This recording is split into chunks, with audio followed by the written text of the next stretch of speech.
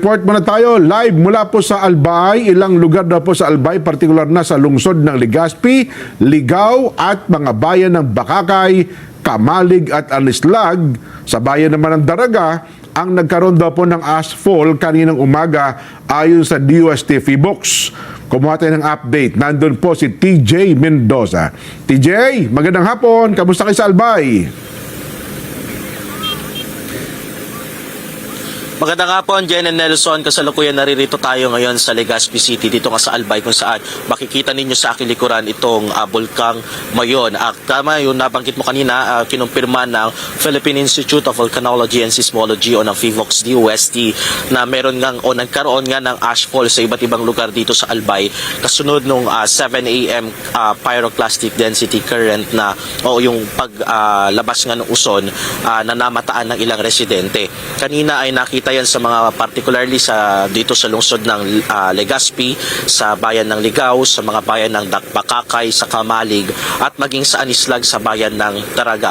Ayon sa ahensya ito ay bunsod nung naitalangang 1,000 meter na taas o yung 1 kilometrong taas ng grayish o yung pyroclastic density currents na sa naranasan kaninang umaga. Maghigpit na ipinagbabawal Jen and Nelson yung pagpasok sa loob ng 6 kilometer permanent danger zone dahil nananatiling nasa alert level 3 ang Bulkang Mayon. Narito yung breakdown ng mga pamilya nga na nasa evacuation center na ngayong araw.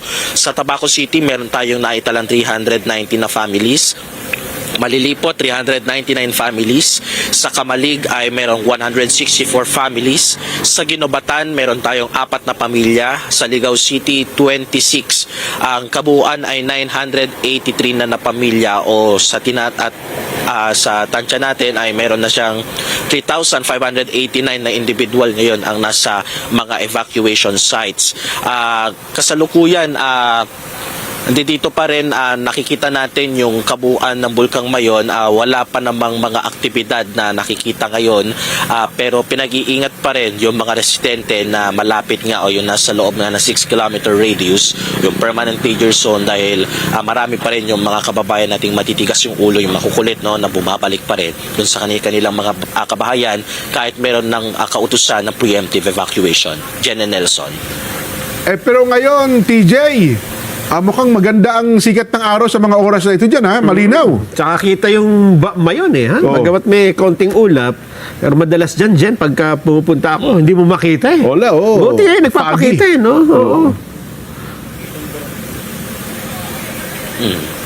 Jen and Nelson, ang karanasan natin dito ngayon medyo mahangin, ano, kaya minsan may ulap na tumatakip dito sa ito, sisilipin lang natin, ano. Ayan, parang may grayish ulit tayo nakikita doon sa summit, doon sa tuktok namin nitong bulkan. Ito, papakita natin sa inyo. Doon sa ilalim o doon sa babaan ng summit mismo ay may parang mga ulap na yumayakap doon nga sa summit.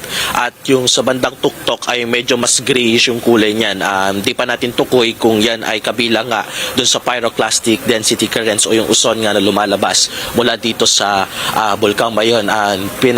Sabi na rin ng PHIVOLCS DOST na namamagaraw yung mga paanan ng Bulkang Mayon, kung kaya't comparing to the 2023 event nga daw ay mas mukhang nag-e-extend nga itong aktibidad ng Bulkang Mayon na maaaring matagal pa yung mga kababayan natin doon sa kanilang mga evacuation sites. Pero ano mismo ang exact location mo, TJ? Dito ako ngayon, Jen and Nelson, sa Legazpi City, dito sa Albay. Kaya pala, parang nasa tabing ano ba yan? Rojas Boulevard? Tama, dito sa Boulevard. Dito yan mismo sa Legazpi. Dahil kanina ay nagpunta nga tayo dun sa ilang mga evacuation sites near the area para makita natin kung kamusta yung kalagayan ng ilan sa ating mga kababayan na nasa kanilang mga evacuation sites na. Mukhang mahangin nga, TJ. Nasira ang banks mo, no? Oh. Nakakasira ng banks, nakakasira ng ayos to, Jen and Nelson, kasi kanina pa mahangin dito sa tabi ng dagat. Anyway, sige, ingat kayo dyan, TJ. Ano ha? At bigyan niyo kami ng update. Ano ang latest na mangyayari dyan sa bahagi ng Albay. Yan po si TJ Mendoza, live and direct mula po sa Legazpi City, Albay.